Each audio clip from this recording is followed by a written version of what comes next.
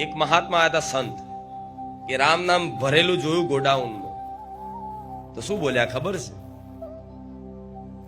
કે આપ इनसे क्या खरीद सकते हो पता है? मारो દીકરો કે पता नहीं, हमको कैसे पता होगा? इतने राम नाम से आप क्या खरीद सकते हो, आपको पता है? मारो દીકરો કે ना इतनी हमको पता नहीं है.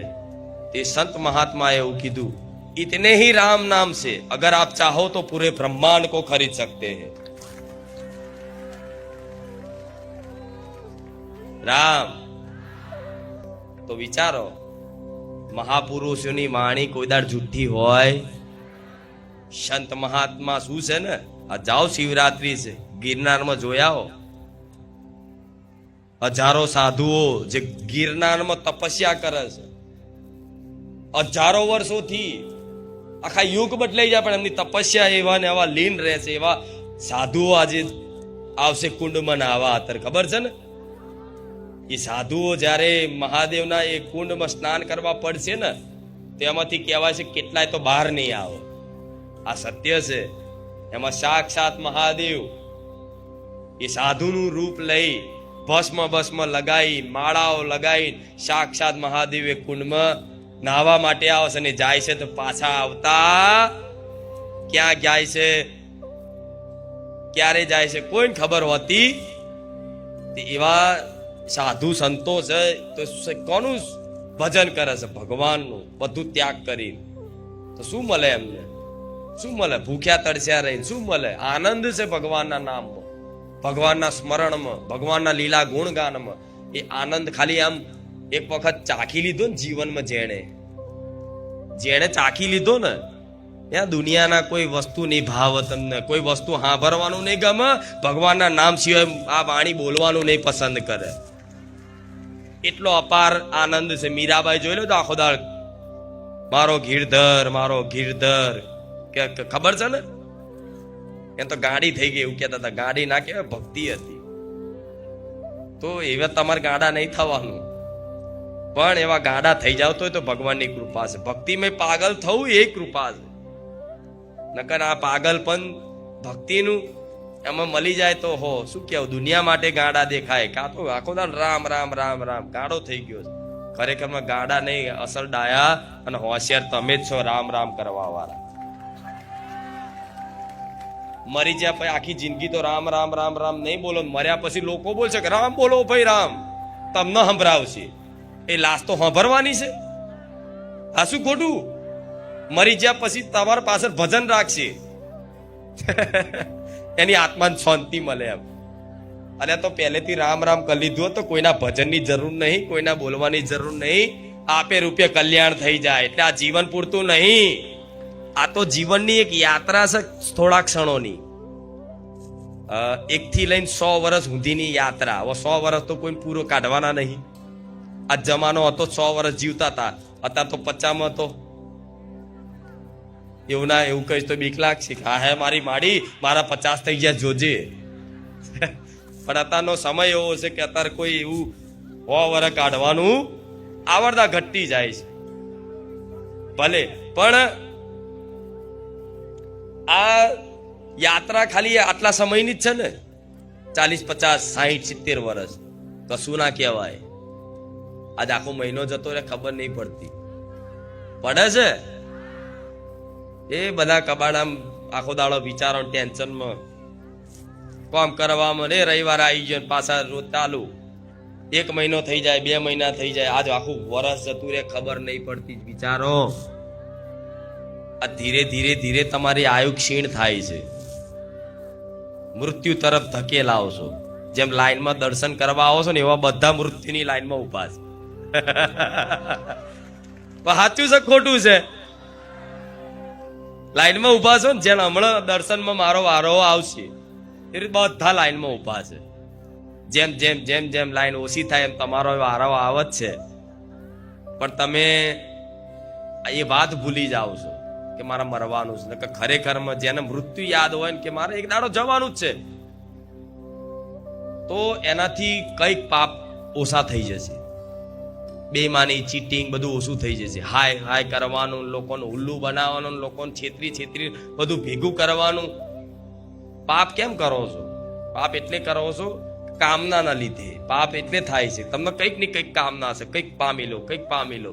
એ બળજબરીથી પામવા માટે લોકો અધર્મનો માર્ગ અપનાવે, લોકોને છેતરપિંડી કરે, બેઈમાની કરે.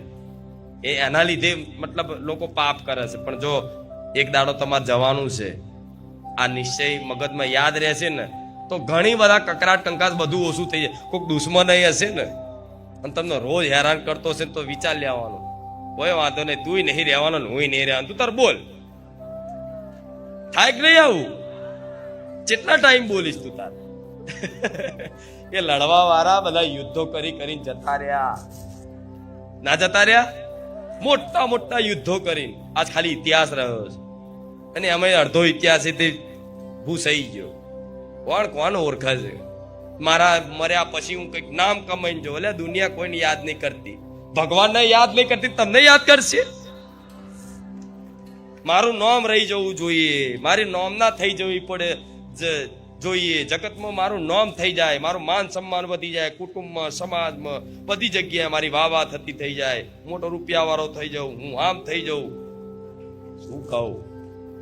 મર્યા પછી લોકોને એવી ઈચ્છા હોય કે મારું કંઈક નામ રહી જાય. મર્યા પછી ભગવાનને કોઈ યાદ નહીં કરતું, જીવતા જીન મર્યા પછી કોઈ માણસો યાદ રાખે? આ બધી વસ્તુ મગજમાં ફિટ રાખજો કે એક દાડો તો જવાનું જ છે. પણ જેટલી શ્વાસો બાકી છે એ બધી શ્વાસોમાં શ્વાસે શ્વાસે મારા રામનું નામ જપી તો લો. એટલે તો ગીત નહીં કે શ્વાસો કી માલા પે સિમરૂ મે રામ કા નામ, આવું સાંભળ્યું ને? હમણાં ગાયું તું પેલા આપણે. એટલે જેટલી શ્વાસો બાકી છે બધા રામ રામ રામ રામ રામ જપી લો. બહુ આનંદ આવશે, અતિ આનંદ, એટલો બધો આનંદ આવશે તો તમે મને ભૂલવાની કોશિશ કરશો ને કે માં હું તને ભૂલી જાઉં તોય મને નહીં ભૂલી આવ. કેમ કે મને ખબર છે કે અહીંયા શું સુખ છે, શું આનંદ છે, મને માતાને ખબર છે. એટલે મારે બધાને આનંદનો લાભ આલવો છે. પણ લાભ એ જ લઈ શકશે કે જે ખરેખરમાં આ વાતને મોની અને આ વાતને સ્વીકારી અને માતાજીની આ વાણીને સાંભળી અને જીવનમાં પાલન કરશે ને, પાલન ખાલી કોશિશ કરશે ને કે હા માં તું કહેશે ને અમે કરીશું, અમે આ મોનીશું, એના આ લાભ મળવાનો છે. મોની લેજો. આ શું ખોટું? એના આ બધો લાભ મળવાનો છે. તો તમે ચિંતા શું લ્યા કરો છો? જે થવું હોય બધું થશે અને જે થવું હોય થાય છે જ ને. પૂછવા રહેશે કોઈ તકલીફ આવવાની, પૂછવા રહેશે કે હું આ કાલ તારા ઘેર હું આ દુઃખ આવું છું, હું આ બીમારી આવું છું? પૂછવાય નહીં રહેતી, આવી જાય બીમારી, તકલીફ, મુસીબતો, આફતો આવી જાય છે ને. તો જે થાય છે થાય છે. તો હવે એવું વિચાર લો કે મારી હવે જે થવું હોય થાય, પણ તારા ભરોસે, મારા રામ નામના ભરોસે, રામ નામના સહારે. પછી આ બધું પિક્ચરની જેમ જોઈ રાખો, જે થવું હોય થાય. યમરાજ આવો તો ડરવાનો નથી. કેમ કે હું મારી માનો છું, હું મારી માતાનો છું, હું મારા રામનો છું. હું ડરવાનો આ મૃત્યુ હોય ને, મૃત્યુ આવ્યું હોય ને ખરેખરમાં યમરાજ આવ્યા હોય ને તો યમરાજે પ્રણામ કરીને જતા રહે. ભગવાનની આજ્ઞા લે, બોલો ભગવાન તમારો ભક્ત છે, તમારું નામ લેશે, બોલો. તમે કહેતા હોય તો આને લઈ જવું, એનો સમય પાકી ગયો. ભગવાન એમ કે હજુ વાર છે, એને હજુ ભજન કરવાની છે, ભક્તિ કરવાની છે, હજુ મારું સુખ, આનંદ, ભક્તિનું સુખ લેવાનું બાકી છે. એટલે અત્યારે નહીં જાઓ. તો યમરાજે કે રામ રામ પ્રણામ કરીને જતા રહે. એનું નામ રામ છે. વિધિના લેખ કોણ લખે? બ્રહ્માજી લખે છે. કે છે ને આવું છઠ્ઠી ના દિવસે લખે, એવું કે છે ને. તારે કાગળ નહીં મિલતા? દીકરો જન્મ છે તો કાગળ ના પેન મેલો છો ને, તેનું કારણ છે છઠ્ઠી ના દિવસે બ્રહ્માજી લેખ લખે. એ લેખ જન્મો જન્મ, હજારો તમારા લાખો જન્મો થયા, જન્મના આધારે તમે શું લેવા સુખ ભોગવાયા, કેટલું દુઃખ ભોગવાયા છો, કોના ઘેર જન્મ થશે, કોના પરિવારમાં જન્મ થશે, તમારી પત્ની કોણ હશે, કેટલા દીકરા હશે, તમારો મતલબ તમને જીવનમાં કેવી કેવી મુસીબતો આવશે, કયા સમયે આવશે, તમારા ઘેર તમારી કેટલી સંતાન હશે, કેટલા દીકરા હશે, કેટલી દીકરી હશે, આ બધું જ બ્રહ્માજીએ તમારા લેખમાં લખીને મોકલ્યા છે. આમાંથી આગુ પાછું થવાનું નથી. આ વાત સત્ય છે. એ બ્રહ્માજીના ભગવાન છે મારા રામ. એ બ્રહ્માજી ના તે ભગવાન છે મારા રામ. તો એ વિધિના લેખમાં બ્રહ્માજીએ તમારા જીવનમાં નરે દુઃખ ને દરિદ્રતા લખી હશે ને, પણ રામ રામ રામ જપશો ને તો બ્રહ્માજી એવું કહેશે કે બોલો પ્રભુ શું કરું, માતા શું કરું, ઓના લેખમાં કોઈ દીકરો સંતાન નથી, માં તમે કહેતા હોય તો રામનું નામ લેશે, આટલી સેવા કરે, આટલી ભાવ ભક્તિ છે, તો બોલો ભગવાન શું કરું, આપી દઉં. ભગવાન એમ કે હા. તો બ્રહ્માજી આમ લેખમાંથી લીટો માર દે અને 50 વર્ષે દીકરા આલે, એનું નામ માતા કહેવાય. આ શું ખોટું?